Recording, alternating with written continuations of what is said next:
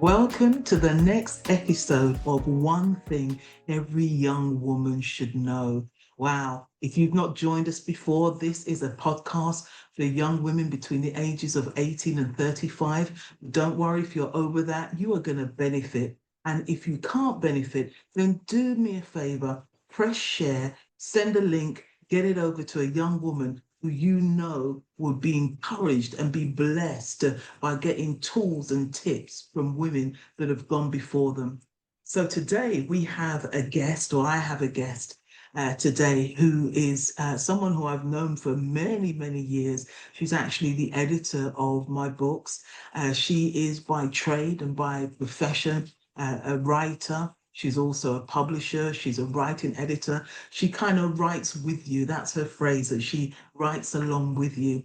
And she's a journalist. She's been a journalist, so much more. And she's doing some interesting studies at the moment. But I'm going to let her tell you a little bit more about that once she gets in. And I just realized, I'm not sure if I told you who I was, just in case you don't know, my name's Jacqueline Peart, and you are welcome. So let me invite our guest. Her name is Denise Roberts-Smithson. Welcome, welcome, welcome. How are you today? Hi. Hi, Jacqueline. Hi to everyone Hi. that's listening. Wonderful to see you. Wonderful to have you. And thank you for agreeing just to come and share some of your expertise with some young women, some women that are going to be coming up after us that we can just pour into. And so we're just going to kick straight off into today's session. And I just want you, in your own words, really, to say, who is Denise? Who are you? And what do you do? Just so that our listeners get a bit about who you are and why they should listen to you. Right, of course, Jacqueline. When you ask me who I am, the first thought that comes to my mind is this new phrase that young people in particular use, multidisciplinary. I think Yeah. multifaceted, they're people that just sort of like lean into all their gifts, and so I'm going to do the same, really. Because I am, as you said, a writer. I'm an editor. I'm a mother. I'm a business owner. I am also returned to university recently to pursue a doctorate in writing identity. So I wear many hats. I run a business, I wear many hats, and of course I serve in ministry as well at my church. That's who I am. That is wonderful. And it is that I think that we have an opportunity in this day to be able to explore more than one stream, whether that's of income, whether that's of gifting. And I think, on one hand, I think it's really a beautiful thing. On another hand, I think we've just really got to navigate it well so that one doesn't get too much and the other doesn't get enough. So I love that. Let's just kind of press into just about this show is for women and for young women. And I just want to ask you the question, what's it for you that you love about being a woman? Like a woman. What is it that you love about being a woman? I'm just thinking very carefully about answering that question. Because on one side of it, I like the fact that as a woman, I can be feminine. I Mm. like that, like the kind of like girly side of being a woman. And then I'm also quite fond of the kind of tomboyish side of being a woman as well, like the versatility of being a woman. I just like, and I think the other thing about being a woman is that we naturally lean into our kind of intuitive gift, like this kind Mm. of gifting of knowing, of holding that kind of spiritual, emotional, mental space, being intuitive. So I love being a woman for all of those different reasons. Oh, I love that. I think that's great. And I love what you said, just the versatility of being able to, today I can be feminine and tomorrow I Yeah. can climb a tree. And I don't have to, I can be that tomboy if I want to, which is, though men can do that, it's often kind of more looked down in essence that, when they are too feminine, it's just kind of like, hey, bro, what's going on? Whereas for Yeah. a woman, it's seen as more attractive. So I love that. So if that's kind of some of the things that you love, what would you say is the challenge of being a woman in today's market? That's a really, really good question. And the thought that comes immediate to my mind is where, as a woman, we tend to hold ourselves back a lot. I know that there's this piece of research that was done that where they looked at the differences between men and women when they uh, sort of like apply for jobs or speak up in certain spaces, and women will tend to question themselves more and hold back and won't go for certain opportunities because they think that they're not good enough, that they can't step up to it, that they don't have all of the person specification skills, all of the skills listed in the list of essential skills for, say, a job, for example, and so they won't go for it. And whereas a man, he, even if he's got, like, I don't know, 10%, 25% or whatever of the skills listed, he'll say, yeah, yeah, I've got this. And it's just that kind of confidence. I don't know why it is, but men tend to sort of like step up a bit more when it comes to opportunities, and women hold themselves back. I think that's really a true observation. It really is. And I just think that it's almost like the men are backing themselves and women aren't. And I wonder if that's sometimes also we kind of waiting for somebody else to back us first, rather than recognizing that we have it all. We have essentially what it is that we need. But it Exactly. definitely is a challenge, even in today, after so many years. I love that. So today, the premise of this podcast is that we share one thing that we just think that if you're 18 to 35, you should know. And so, what's your one thing today? I want to talk a little bit about purpose. Or I'd say Mm, that the topic that I've chosen kind of sits under that, because purpose is a big subject in and of itself. But I'd like to come at it from the point of view of finding your voice and the kind of like the link between your voice and your purpose, and how finding your voice helps to catapult you into your purpose. I think purpose is something that kind of unfolds as you kind of progress through life, you go through your journey of life. And you mentioned at the beginning about how important it is to not to kind of focus too widely on all the different things that you are, but to sometimes you've got to be really focused. And I think purpose, I think that your that finding your voice helps you to be able to be razor sharp when it comes to looking at your purpose, pursuing your purpose.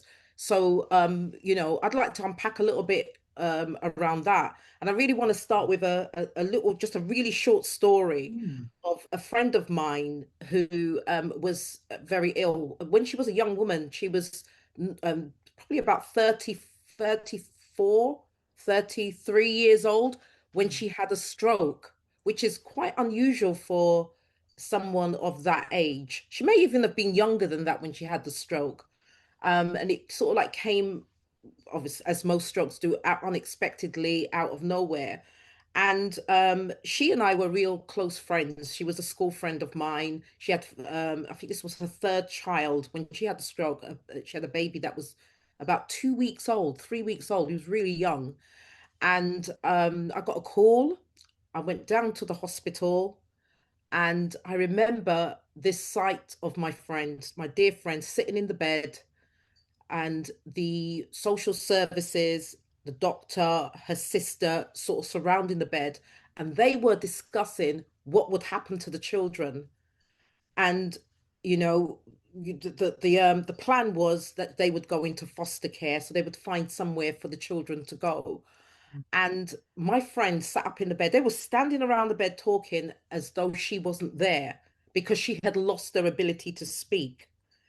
But at the moment when they started to talk about taking the children into foster care, suddenly I heard this awful kind of throaty sound coming from my friend, where she was trying to protest and to say she did not want them to go.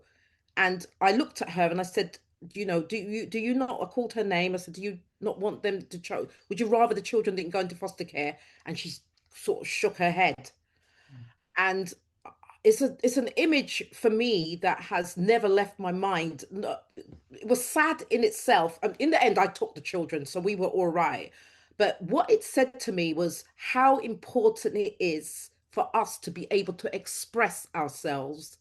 That's really what it said to me, what it spoke to mm, me about how painful it is when you have something that you want to say, it's in your belly, it's in your throat, but it won't come out your mouth.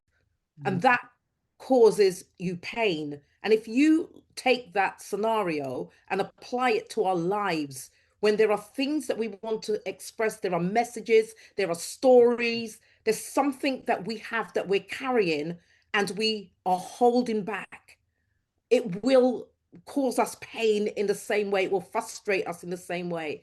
And that's really a story that, for me, sums up how important it is to find your voice, you know, propels me to do the work that I do.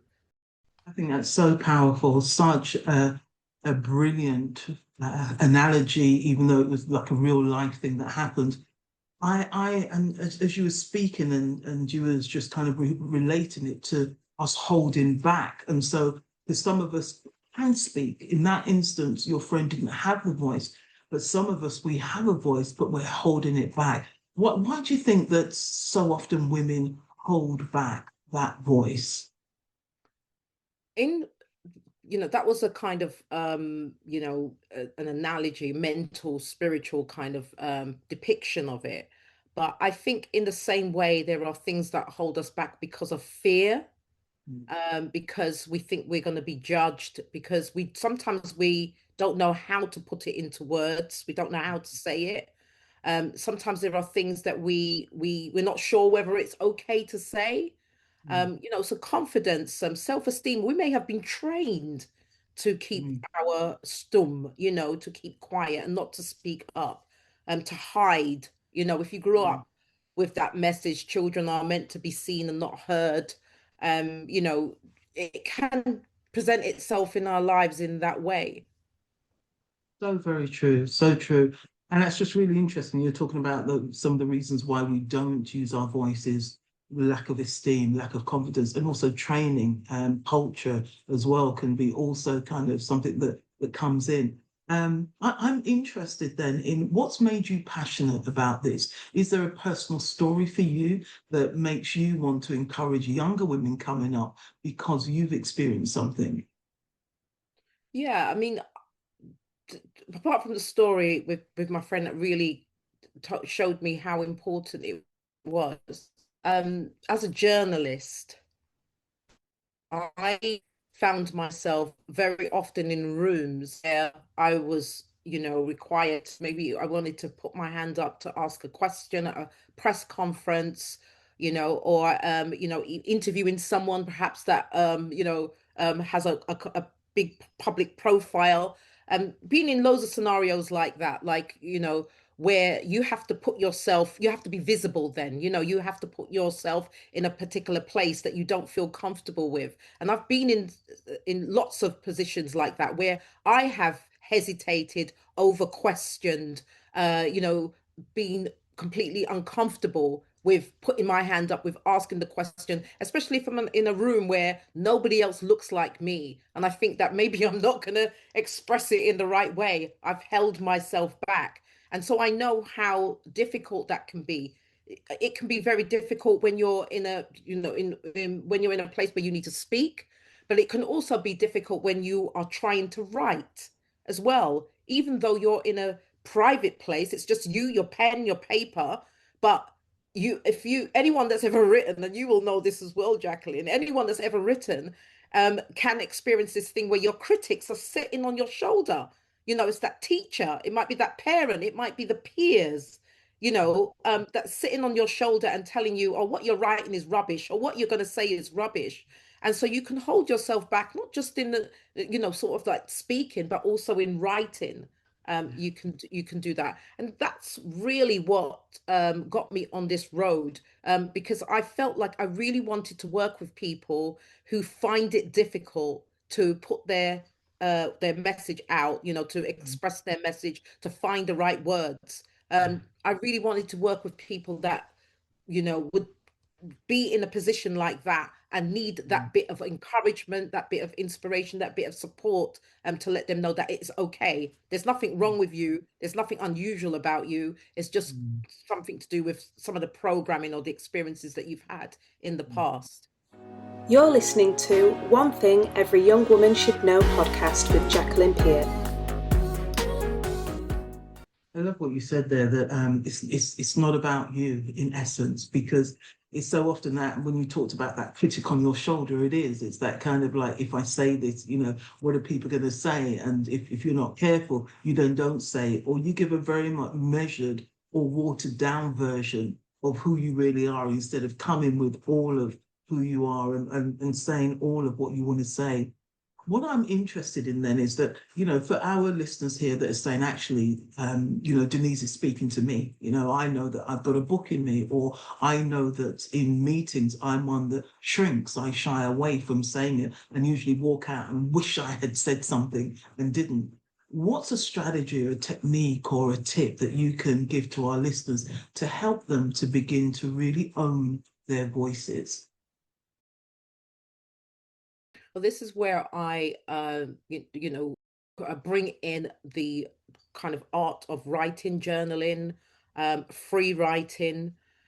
Free writing is a technique where you just write. Like you Mm, might set yourself something like 5 minutes or 10 minutes. And you just write, and you resist the temptation to edit yourself. It's not about mm, spelling. It's not about putting it in the most kind of articulate way, intellectual way, clever way, or anything like that. You just basically just write, and allow whatever it is that comes out to flow out. So just getting used to not editing yourself, not holding yourself back. So that's something that we call free writing. mm, And then journaling is another kind of similar to free writing, really, where you write, you just, kind of, um, it's like a brain dump. mm, Writing down whatever it is that you've gone through, what you're feeling, what you're experiencing, um, just getting it out onto the page. Just getting used to doing something like that, and knowing that no one's going to read it, mm, no one's going to mark it. So you can say whatever it is that you want to say, even things that you wouldn't dare say openly, you can say on the page. And if you like, at the end of it, you can screw it up and throw it away. mm. But you might find some gems within Yeah, like within the amount of stuff that you've put down on the page that you can actually take and work with. So that's what I would say. That's well, at least two of the ways that you can get over this reluctance to express yourself. I love that. I love that just that even if you throw it away, nobody's seen it. I just think that that just gives you liberty to be honest with yourself. That free writing, you used a term that you're not editing yourself. And I can see that in writing, but also in life. I think that also, just whether it's in a meeting or in a relationship, but sometimes whether it's a formal relationship, or peer friendships, marriages, parental to sibling or child, that we can sometimes edit ourselves, much of for some of what you said before, fear, self-esteem, culture, all of that stuff. I And just can I love just that jump tip. in there as well with that? Absolutely. Because sometimes when we come to write, it's the same like when we're expressing ourselves. I think that it's really important for us to be aware that there are things holding us back. Like sometimes we're writing, or we're speaking, we're expressing ourselves, but particularly in writing, and we just keep on. Say, for example, you're writing and you're struggling with something. You're struggling to make something work. Then you might go away from that session and feel like it's just because you're not good at it. It's just because you don't know how to do whatever it is that you're trying to do. But I think that it's important for you to know why it is. Like, who is it that's who is that critic? To be aware of what it is that is holding you back. And so you might even write about the lack of ability to write. You might write about the struggle that you're having. You might Mm, write a letter to that critic, to that teacher, to that parent. So I think it's important for you to be aware of what is happening to you, what mm, is actually going on, because when you are aware, you mm, actually can take charge over it. You think mm, about a ventriloquist, sometimes I look at it like that. Like the ventriloquist is controlling the mouth of the puppet. But if you're aware that there is a ventriloquist, then you can stop and actually take charge over the puppet yourself, so Yeah, to speak. So I think love it's that. important for us to be aware of what is influencing us, what is Mm, stopping us, where do those influences come from, and then you mm. can face them. Absolutely fantastic. I love that because then you can then enter into it. May be that you need to go down a series of counseling because something comes up for you. So it then, if you've thought about it and then you've named it, and then you've then have the power and the information to do something with it. How powerful. Thank you so much for that. Wow. I've not looked at it like that before, which I just think is so helpful. And I'm thinking about 18 to 35s that are listening and thinking, actually, yes, I'm going to take my power back by understanding what is stopping my power. And I just think just having that conversation now, we don't know who it's going to be helping as we go through. I saw you smile there. What was I that smiled, smile there? yeah. I smiled, Jacqueline, because I remember this story about my teacher, my head teacher. I have to share it. I have to Yeah. share the story of being 7 years old and just gone into the juniors. And that's a real, pivotal kind of stage in a child's life. You're 7 and you've gone up into the juniors. You feel big, you feel grown up. And I'm sitting in the assembly hall, and the teacher says that they're recruiting for a choir, for the new choir. And I don't know what possessed me to stand up, but something made me stand up and go to the front of the hall and stand in the line of other children that were waiting to um, um, whatever it was that the head teacher was going to ask them to do, because I had no idea what was going to happen. But I'm standing there, and it was at that point, standing there and looking back at the rest of the children sitting down, cross-legged on the floor there in the assembly, that made me remember, wait a minute, I'm a child that is used to being seen and not heard. And when the teacher, Mr. Gable, the head teacher, eventually approached me and said, sing. Everyone had to sing something.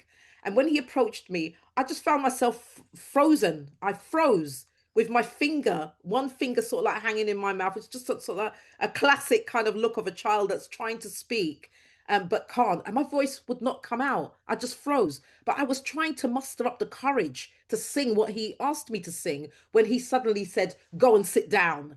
We can't have children. We can't have children who put their fingers in their mouth, in the choir, and. And I went back and sat down. And I remember the hall sort of like closing in on me, how embarrassed I felt, like, just slithering back into the hole that I'd left for myself in the gap. And that became quite a story for me, like a real um almost shaped the way that I went through my life. I mentioned about the journalists, being in certain rooms and not wanting to speak. Like, this would be the way that I would find myself every now and again, until one day when I was reflecting back on this. And this is why it's important for us, whether through writing or, and it came exactly like that. And I was reflecting on it, and I saw myself back in that hall, and I saw this Mr. Gable. I saw myself as this little girl standing there, and I saw my head teacher, and I suddenly realized that why I got up that day, why did I go to the front of the hall, was because I am the kind of person who can speak. Mm, I am the kind of person who goes for things. I am the kind of person who has that in me, that's adventurous, that wants to try things. I realized that that's who I really was, not this person that, this shy girl that didn't want to, couldn't speak that day. And when I remembered that, when I realized that, this voice just automatically came up, that at the point when Mr. Gable said, "Go and sit down," I just heard myself saying, "No, Mr. Gable, I will not sit down." It was like not planned, not expected. this voice just came up and said, no, I will not sit down. I will not edit myself. I will not hold myself back. So, and all of that came from doing a bit of writing, from journaling, from reflecting, just from doing an exercise that looked at, we talked about purpose earlier on, but just looking at what is it about me? What am I really interested in? What are the major milestones in my life that reveals the things that I'm interested in that could help me to understand my purpose. And when I realized that, I connected the dots. And I realized that, yes, I am the kind of person that can speak, not that little shy girl. Isn't that so amazing that just from that, from writing, how it unlocked lots more?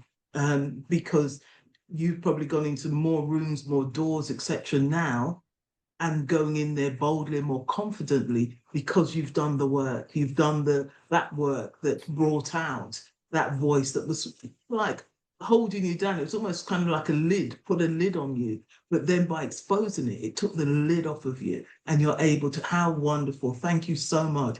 I can really believe that there are going to be people that have really resonated with what you said. And also really just thinking about taking time out to check themselves. And when I say check themselves, they used to have this saying, check yourself before you wreck yourself, but not quite that. But really around looking at how can I use free writing or how can I use journaling to start to identify blocks in my life that are stopping me from maybe taking up some of the bigger contracts or saying yes to some things that I haven't said yes before to.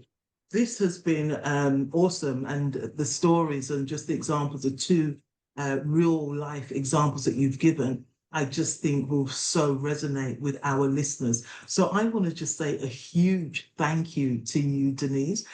All of Denise's details and stuff will come up somewhere at some point.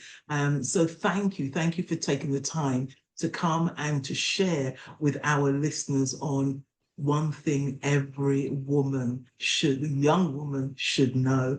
And so we are at the end of our episode today.